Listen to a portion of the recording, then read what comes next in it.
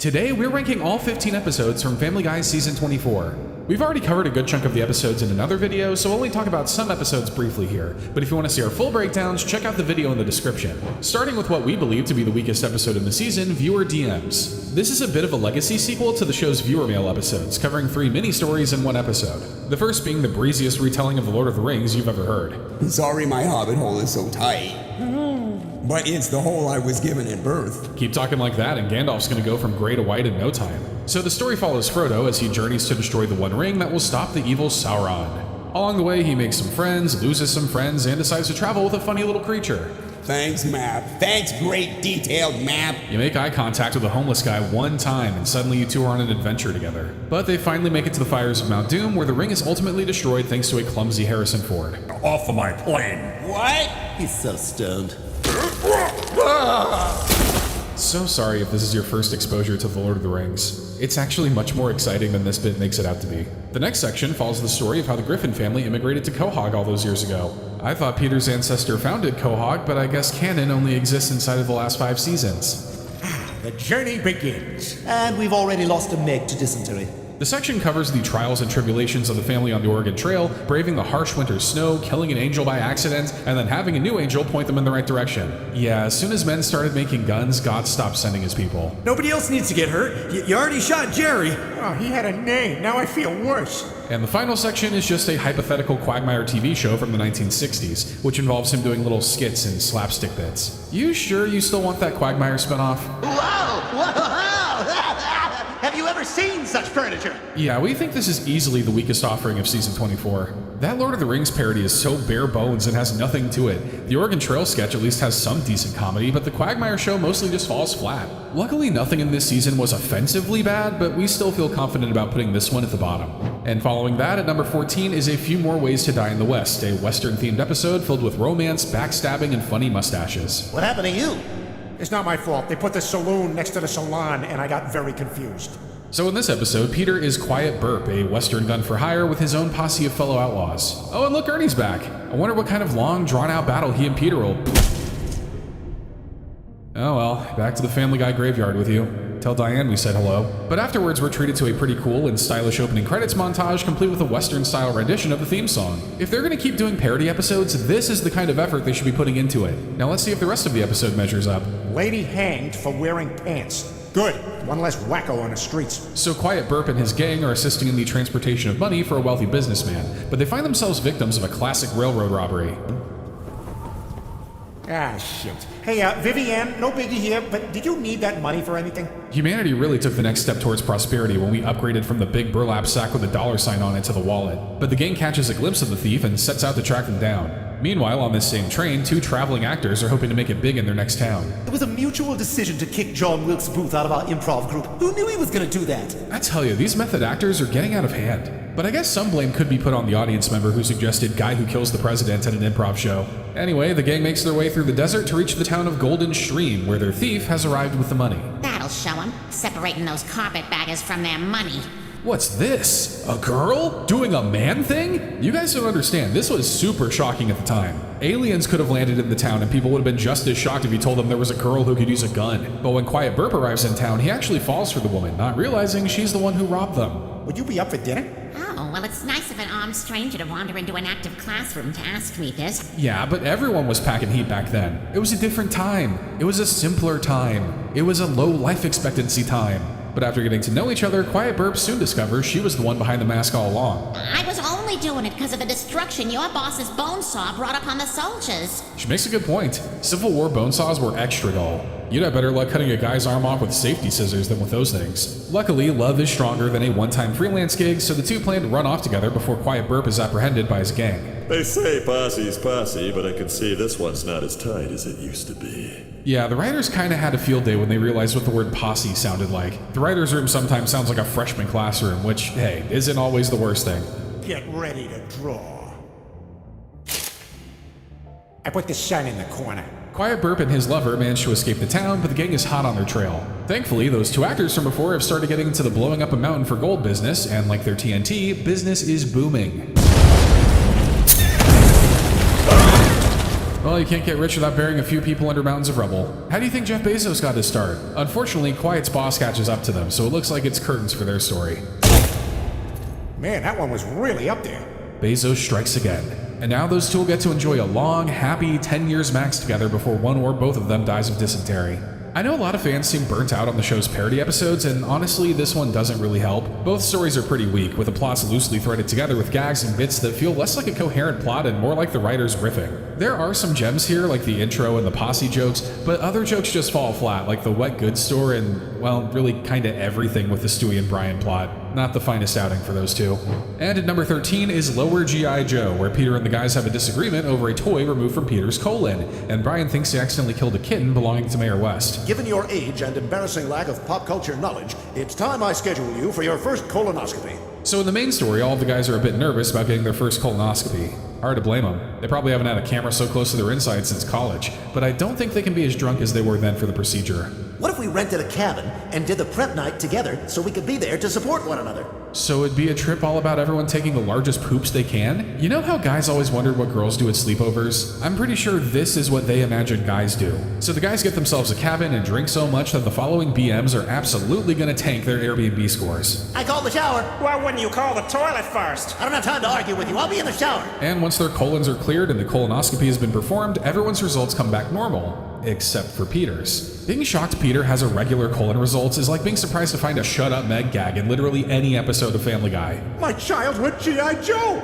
That was inside his colon? That's not just any Joe either. This particular Joe is a collectible and is valued at $100,000. The resale value may have dropped a bit because, you know, good luck getting the smell out of that. But for some reason, the other guys feel like they're entitled to some of that money. You wouldn't even have gotten the colonoscopy if it wasn't for us. I'm not giving you guys my money. I mean, Peter has a point, no? The guys just happened to get it done at the same time. They shouldn't get a claim over what was found in Peter's body. If that's the case, they better be ready to receive a big, stinky, fly-covered package in the mail. The guys even try to sue Peter for the money, which, duh, fails. I'm glad this weird world at least has some sense to it. Case over. Over? Who won? I don't know. Him? In your face! But when it comes time to sell the figure, Peter realizes it's not worth losing his friends over. So he splits the money with them, right? Stop the auction! Peter, what the hell are you doing? Please tell me that thing has been cleaned at least once since escaping from Peter. So I guess it's better that no one gets any money. I don't know, being friends with $25,000 each sounds a little cooler. But in the subplot of this episode, Brian decides to be Stewie's chaperone for his school trip to the pound, because he must be the most knowledgeable about the system. No matter how pathetic that Sarah McLachlan is making you all look in those commercials, there is hope. He's got a point. That song Angel should be banned from being within 10 feet of a sad-looking dog in a cage. But there are also cats at the pound, and while Brian doesn't want anything to do with them, he does find one that actually fills his heart a bit. All right, let me just take this guy off my...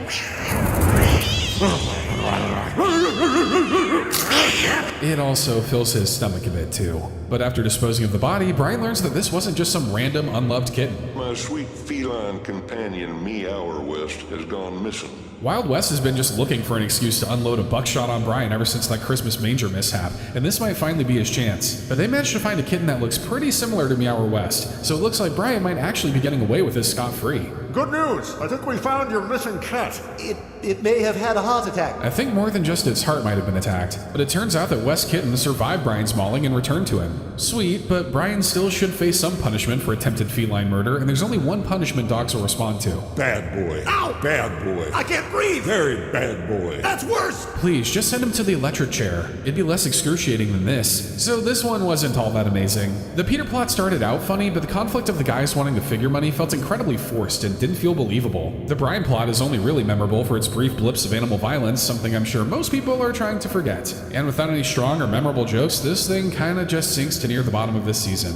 And following that at number 12 is Friend's Best Man, where Brian gets mad when he isn't chosen to be Stewie's best man, and Peter and Lois's attempt to make a dirty tape ends up going terribly wrong. I've got a steady allowance, I love to time travel, I'm potty trained, and here I am, no ring on my finger. So Stewie's feeling down that he isn't married yet. It's not his fault. Back in his parents' day, everyone was usually engaged when they became 6 months old. Everyone's just getting married younger back then. Luckily, the man in Stewie's life finally pops the question. Rupert asked me to marry him, and I said yes! That's wonderful, Stewie. Congrats. Now there's so much to do. Lock down a date, send out invites, start prepping that prenup. I know I see a gold digger when I look into Rupert's black eyes. But Brian doesn't want to humor this more than he has to. Luckily for him, he won't need to. Well, this is awkward. Stewie asked me to be the best man. What? He did? Well, somebody's got to be the ring bearer, and Brian would just look adorable in that role. Could you imagine Chris doing that? It just wouldn't work. Brian doesn't want to admit that he's bummed, but he still tries to help where he can. And I need you to pick up Stewie's fraternity brothers at the airport. Fraternity brothers? Here's their flight info. There really is a whole other world out there that Stewie's living in. So Brian puts on a brave face, acting as their DD and giving one of the frat brothers a Viking funeral after he overdoses. You know, typical bachelor party stuff. He beat cancer just to die like this. Crazy, man. All right, let's get back to the strip club. But that's a lot for a not best man to be doing, so Brian backs out of the entire wedding. Thankfully, he's not alone, as Stewie decides to do the same. Don't you see? I've been waiting for you to propose to me for years. You want me to marry you? I hope their true love is worth fighting for, because a baby and a dog getting married is an uphill battle they're gonna have to endure from the state. But Stewie just wanted a reaffirmation that Brian will always be his friend, and I guess a ring would solidify that. Stewie, will you marry me? Oh my gosh, this is so unexpected! Thank God both of Brian's parents are dead. They never would have approved of this. So while that's all going on, Peter and Lois are trying to find a way to spice things up in the bedroom by saying something they've always wanted to do at the same time.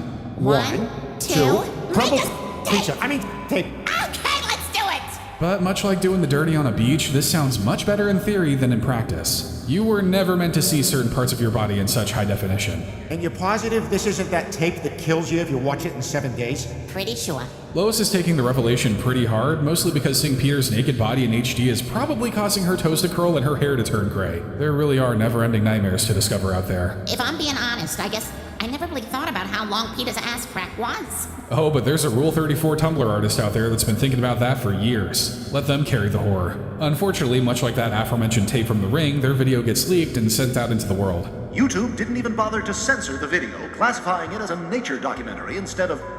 So that's how you get around restrictions. I'll keep that in mind next time we gotta use an image of Peter showing any skin above the ankle. But to their surprise, the video actually gets a pretty decent reception. Somebody named Chris Griff Official without a checkmark posted 3 water droplets. Could be anybody. But the video actually leads to them getting recognized by the city, though not because the video is hot, but because it's a great example of body positivity. Their video shows all of us it's okay to have a knee brace on during times of intimacy. They're heroes to the sloppy and misshapen everywhere. Not really what they wanted, but at least some good came out of that video. This is another one that was just okay. There are some decent bits, like Joe getting room tone for a tape with Bonnie and Stewie's bachelor party antics, but it still felt a little weak. This commentary on Brian and Stewie's relationship just feels repetitive at this point. Surely there's more to be said about the two other than unrequited love again. Overall, not obscenely bad, just a little forgettable. And up next at number 11, we have Tall Stewie, where Peter makes a dating profile to see how attractive he is, and Stewie and Brian fight for dominance by trying to out-tall each other. Peter! What a buffoon. She married him? So after a little wardrobe malfunction at church, things start to get tense between Peter and Lois. She can't be realizing this is who Peter really is after all these years, right? He may be an idiot, but if you're shocked by this, you may just be the bigger idiot. I mean, look at you. You're a mess. You are lucky we're married because no other woman would ever find you attractive. Ouch, Lois. I mean, she's totally right, but still, ouch. But Peter knows he's hot stuff. He just needs to find a way to validate that belief without just outright cheating on Lois. You just get on the app to see if women match with you. Then you have proof that you're attractive. Ah, the old fake dating profile plan. Good for the ego, bad for being honest with your spouse. I guess it's better than the old ways where you slip someone a piece of paper with a yes or no option. So the guys help Peter build his profile, like making him seem politically active without taking a side one way or another. We are us? What does that mean? Kinda just sounds like nothing. You think we aren't us? It's opinions like that that'll get you canceled and thrown in jail in this world. If someone wants to be us, who are we to stop them? And if we want to be them, then he can't stop you from being she to me and you to us. Get what I'm saying? Now let's watch all those matches roll in. There's not a single woman on here who's even slightly interested in me. Maybe Lois was right. I am completely undesirable. I don't know, man. You seem to have good luck with crazy chicks. Maybe you should try Hinge. That's where all the unhinged girls are at. It's literally in the name. But Peter isn't the only one fishing for compliments on the site. Lois has a profile on a dating app? Oh my god, I have a profile on a dating app? He's perpetually concussed. You gotta be patient with him. So Peter wants to confront her about this, but that would mean she'd know that he was on a dating app too. So for moral superiority points, he decides to make a fake profile to lure her on a date. Derek Bandana? Peter, who is this? It's Chris's hot school bus driver. A hot bus driver? That's like finding a unicorn. It's too perfect to be real. But despite this, Lois accepts the match and gets tricked into a surprise dinner with Peter. You think I wouldn't recognize Chris's bus driver? Also, I could see your reflection in his sunglasses. Rookie mistake. Peter should have worn sunglasses to negate the reflection. But this gets them both to realize they're seeking validation in their older ages and should be kinder to one another. Maybe we should just compliment each other once in a while, huh? I don't know, that feels like a lot. Sums up their relationship perfectly. On the other side of the episode, we see Stewie learn just how much power he can hold when he's taller than Brian. It's time for bed, Stewie. Come on. No. What did you say? I said no. You go to bed, you short, bald. That's right, Stewie, put that manlet in his place. No point in listening to a guy who needs uppies to talk to you. But two can play the height game as it turns out. Who's a short, bald now? You. I mean, they're still both only like 4 feet tall. They make Gimli look like a freaking point guard. So they decide to take their height war to even greater heights. Well, I'm off to go establish myself as the town tall guy. Yeah, right. More like town small fry. Big talk from two guys whose ankles look ready to snap at a moment's notice. But while they're trying to outdo one another, they end up catching the attention of some cute models. It's hard to find men who are tall enough for us. Is it just me, or is every guy these days a short, bald? Yep, we're living longer but getting shorter. And I guess balder. We're only a few decades out from someone like Northern Lion being named sexiest man alive. So the two commit to the bid and start dating the girls, but before they can seal the deal, their limbs are put to the test. Since we know you two are so active, we want you to do our beach Olympics. Forget all that. Is that Sydney Sweeney? Oh crap, it is. And she's playing herself? Honestly didn't recognize her without the screaming, crying, and throwing up from Euphoria. But this little run on the beach ends up blowing Brian and Stewie's look, so I guess criminal acts with a dog and a baby are off the table today. You're not also a baby and a dog on stilts, are you? No, we are not.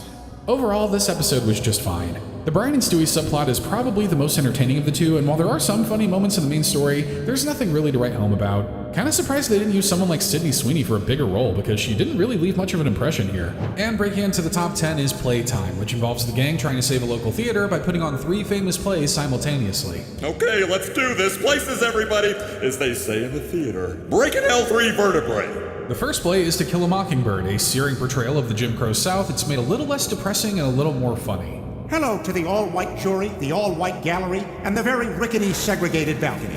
You laugh, but it doesn't make the subject matter any less serious. Okay, maybe it does a little. And the play ends with Carter getting the crap kicked out of him, so that's always a welcome sight. This isn't what we blocked! Damn it, Chris, you said you took stage combat!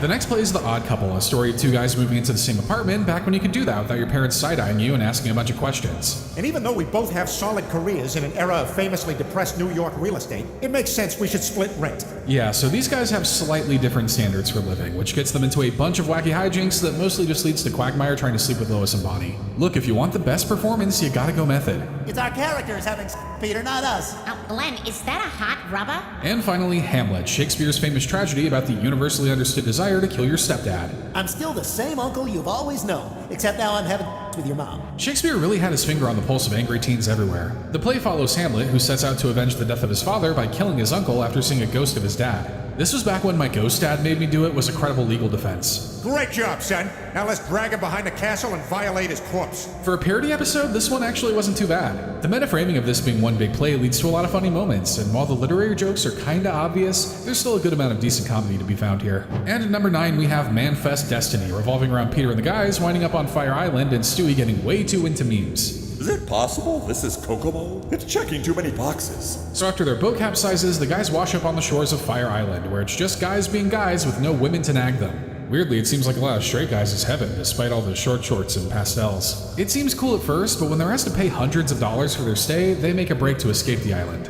Bye, have a fun trip. Aren't you mad at us? We're guys, we get over stuff fast. Can't let a little credit card debt ruin the vibes after all. Meanwhile, Stewie gets super invested in old memes, even becoming the author of a book that's just memes. Brian's just mad he can't have a successful writing career. This is comedy now. Oh, it's a shortcut for people who aren't actually funny to seem funny. So Brian decides to literally exorcise the memes out of Stewie's body, fixing his personality so his thoughts don't come with top and bottom text anymore. First world problems. Cringe. Weird flex, but okay.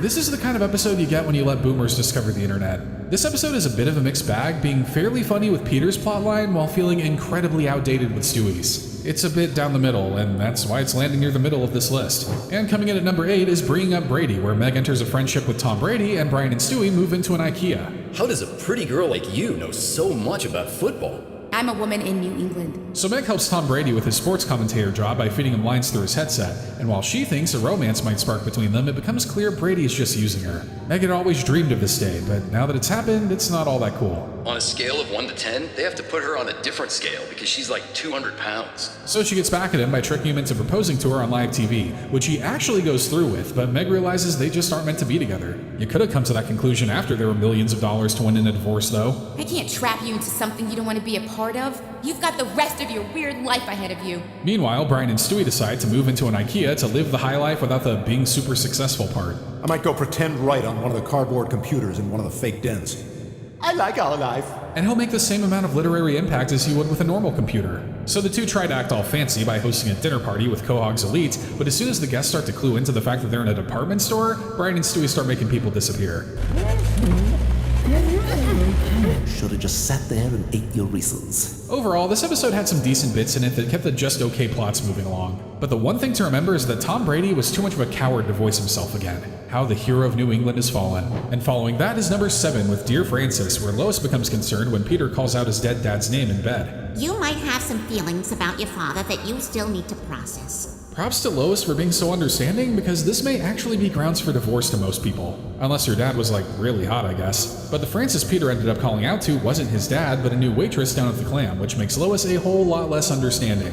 Peter, this is a new low. Yeah, I can't even look at you. Come on, kids, we're leaving. I mean, is it wrong to say this might have been the better outcome than fantasizing about your dad? But Peter makes things up to Lois by putting in the work, coming to terms with his father's death, and they both can continue on living and lying to one another. If it makes you feel better when we're doing it, I'm mostly thinking about Chris Hemsworth. Aren't we all? While the stuff with Peter's dad is a bit half-baked, this was still a pretty funny concept for an episode that led to some decent jokes, great character moments, and good bits overall. And at number 6, we have High School History, where significant moments in time are recreated with Family Guy characters standing in for historical figures. I'm Brian Griffin, and tonight we'll take my time machine to 3 periods in history. So we first start with the French Revolution, where King Louis XVI plunges the country into debt due to his lavish lifestyle and decides to implement a tax on the peasants. Look, if we gotta talk about another historical parody, let's at least make sure you're walking away learning something. I'm here to collect some taxes. What? The king is levying a land tax and a head tax. And head taxes usually end up costing an arm and a leg, which is very misleading. But 2 men named Robespierre and Danton decide that it's time France fought back against the crown and have themselves a revolution. Oh, that's why they called it that. The time has come to join our revolutionary club, the Jacobins. So the two lead a march on the castle and arrest the king and queen for all their crimes against the French people. I mean, Marie Antoinette probably shouldn't have told them to just eat cake. That was the pull yourself up by your bootstraps of the time, and like that phrase today, anyone who uses it should be brought to the guillotine. Please destroy the oil paintings under my mattress. This just used to be how people spent their weekends, going to see the latest beheading.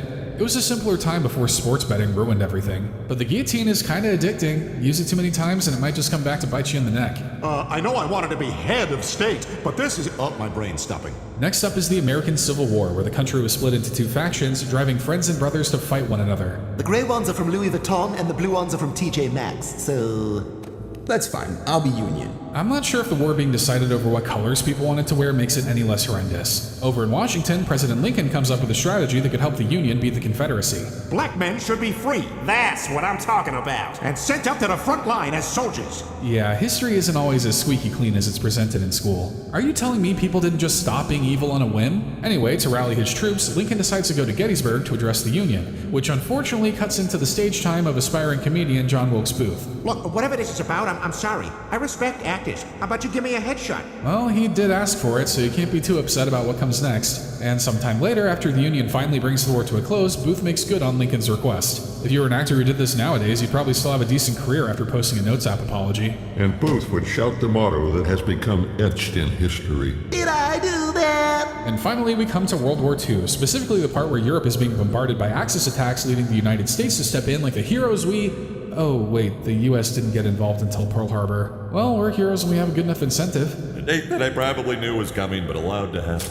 I mean a date which will live in infamy. So President Roosevelt finally aligns with Prime Minister Churchill to take the fight to the Axis powers with a strategic attack on the beaches of Normandy. It'll be an attack so fierce that it'll leave the enemy stuttering, and that's why they call it D-Day, I think. Makes sense to me. We are laser focused on planning for the day. I think we're calling it D-Day. But meanwhile, in a bunker in Germany, Adolf Hitler is concerned with the greatest loss Germany has faced yet, their best band escaping to Switzerland. Als die von Trapp so long farewell sagen, sagten sie denn ist ganz klar auf Wiedersehen. Wie konntest du den Subtext übersehen? Not gonna lie, this scene put the biggest smile on my face. This scene, parodying that meme-to-death scene from the movie Downfall with all the actors speaking German, is probably the funniest thing the show has done all season. I'm a sucker for the classics, what can I say? Oh, schau dir vielleicht weniger TikTok und mehr Sound of Music an, du Idiot. But the war eventually comes to a close, with Germany being defeated and Japan surrendering after a little heavy-handed persuasion. It's time to go make peace with Japan. Got it. Go to Japan and nuke Hiroshima. It's easy to see how the orders got a little muddled in the delivery. Oh well, no terrible lasting effects came from that, right? For another historical parody episode, we actually found this to be pretty funny. Sure, some of the references and jokes are low-hanging fruit, but the Abbott and Costello references and the Downfall parody really bumped the comedy up in our eyes. Overall, not a bad episode considering parodies have felt more like the show's crutch rather than its bread and butter for a long time. And kicking off the top 5 is Scent of a Woman, which follows Meg living out her last wish and Peter trying to find out how many people Lois has slept with. If a dog smelled cancer on her, I'm not optimistic. Meg, if you have anything on your bucket list, this could be the time. So Brian thinks he smells cancer in Meg, so she just assumes she's dying and asks Brian to help her live out her greatest desire. If visiting a nacho chain restaurant isn't at the top of your bucket list, then maybe you're doing this life thing all wrong. Before we make these nachos, how about we cut that hair and frost those tips? But Meg is actually cancer-free, and she knew that before Brian took her to this place, which makes him feel used, though he gets over it pretty quickly. Even if Meg wasn't dying, she still probably could have used a good act. Why did your bra smell like cancer? Yeah, I was thinking about that. Maybe because I buy all my undergarments at thrift stores? And also in this episode, Peter becomes obsessed with Lois's body count after she fails to answer the number during Truth or Dare. She is spitting in the face of time-honored tradition, so her punishment is an incredibly stupid dare. Oh my god! Ah, damn it! Oh, it hurts so much! Oh god! Shouldn't have angered the Truth or Dare gods. The Peter and Lois side plot is funny, but it's a relatively small piece of this episode. The main story with Meg and Brian is both humorous and heartfelt, further building the relationship between those two in a way that's always nice to see. And at number 4, we've got Let the Good Times Walk, where Joe starts taking sleeping pills that not only allow him to sleepwalk, but also help him become a much more likable guy while he's doing it. Are you sure you should spend that? Oh yeah, there's still plenty in there for Meg to pay for online college. So Peter decides to purchase himself a saxophone, driven to learn Careless Whisper by George Michael. A phenomenal song to play, but no one ever talks about the year of training it takes to get there, where your playing sounds like a cat going down a hot metal slide. This is the 5th night in a row you woke me up with that damn song. Yeah, it kind of feels a little mean-spirited to play a song with the lyric "Never Gonna Dance Again" outside Joe's house. So in order to secure a good night's sleep, Joe gets some sleeping pills from Quagmire that not only put him to sleep, but also come with an interesting side effect. Oh my god! Joe, you're walking! Walk it like I talk it, and talk it like I walk it. Seeing Joe walk is kind of like seeing a cryptid. Very uncanny valley feeling about the whole thing, maybe even a blight against all creation. How does this work? Who cares? Joe's walking again, but he just can't remember it. It's almost like sleepwalking Joe is a completely different person. Think The Substance, but without a bloody fire hose of an ending. Wish Joe was asleep. He was way more interesting. Yeah, Joe, why don't you take another one of them sleeping pills? And Joe's pals quickly find out that sleepwalking Joe doesn't tell long-winded, mind-numbing stories. In fact, he's much cooler and has a nice, soothing voice. If you have any trouble getting in, just tell him you're with Joey Good Times. Kinda sounds like the name a guy who still goes to high school parties after graduating years ago gives himself, but I can't deny that pop collar is working. So the pills make him a more interesting friend, a better husband, and an all-around much cooler guy. Too bad for normal Joe, who kinda just becomes a second thought. Just wake me up if you decide to fall asleep again. Bonfire needs another log. Never thought I'd see the day Joe was wanted for his body and nothing else. To be fair, he wasn't working with much else to begin with, but those sleeping pills start to call out to him like the Green Goblin mask, and he realizes Joey Good Times might be here to stay. When was the last time Bonnie wanted you to come to bed? You're right. So Joe goes full sleep mode, and it really seems to make his life better. Bonnie loves him, his friends love him, and his whole world has dynamic shadows like when an animated show finally gets a movie. Honestly, that's kind of the more hard to ignore part than Joe walking. Alright fellas, let's go. Good thing we don't need that golf cart anymore. We get to walk all 18 holes. Well, exercise is where you lose them. The guys realize they can't keep up with a Joe with 2 working legs, and what's worse, they realize they've lost their punching bag friend. Every friend group needs to have a bottom friend. A guy who's doing way worse than all the rest of us. I know a few friend groups with bottom friends, but I think we might have different definitions for the word bottom. So the guys realize they want their old friend back, so they try to bring the boredom back out of him. The old Joe is the best Joe. I can't go back. I'll never go back. I guess some friends are just destined to be the butt of the joke in the friend group, but we must remember that the butt is just as important a body part as any other. So after enough pestering, they get their old Joe back, complete with all of his dull facts. Wow, that was so long and boring. It's nice to have you back, Joe. This episode isn't nearly as iconic as Believe It or Not, Joe's Walking on Air, and we can understand people not liking it for being too much of a retread, and yet, we still think this might be one of the season's more enjoyable episodes. Instead of Joe becoming a jerk, he becomes too cool for his friend group to handle, which really says more about them than Joe. It probably would have been nice to see Joe reaffirm his happiness without needing to walk, but I guess Joe's only allotted a small amount of happiness per episode. Not the most original for the series, but it's salvaged by some pretty good comedy, from Peter's saxophone to Joey Goodtime's oozing of confidence. And coming in at number 3, we have Pumpkin Spice Girls, where Lois and Meg become so obsessed with pumpkin spice coffee that they turn to crime just to get their fix. We need to rise up and take back our country. I mean, a seasonal beverage. Are you in? I'm in. So when pumpkin spice goes out of season, Lois and Meg resort to stealing the ingredients from coffee shops all over town, leading to an intense police investigation that forces them on the run. I guess telling them pumpkin spice is super easy to make at home is out of the question now, huh? Oh my god, we're like Thelma and Louise! I've never felt so alive. But as they prepare to Thelma and Louise themselves off a cliff, they realize that there are other great seasonal coffee flavors to choose from. This is a nice reminder to keep pushing forward, because there's always something great on the horizon if you look for it. Also, a reminder to lower your caffeine intake. Apparently it sparks criminal intent. We made emotional decisions. Please save us, men! We got 'em, boys. Despite the very obvious women love pumpkin spice setup, this was still a very fun episode. Lois and Meg episodes are always a good time, and their crazy energy managed to bounce off one another perfectly. Funny, action-packed, and the spotlight remains on some of the show's most fun characters. What more could you ask for? And at number 2 is the monumental episode, The Edible Arrangement, where Lois and Stewie finally get the chance to talk after they both get high off edibles. I don't understand how we're talking. Probably because we're both zonked. I would never do that in front of my baby. I guess it must just be intense allergies in the house that's making your eyes bloodshot. But the mother and son use this opportunity to finally connect, airing out all their feelings and hang-ups about one another. You know Brian loves you, right? Yeah, I know. No, like he really loves you.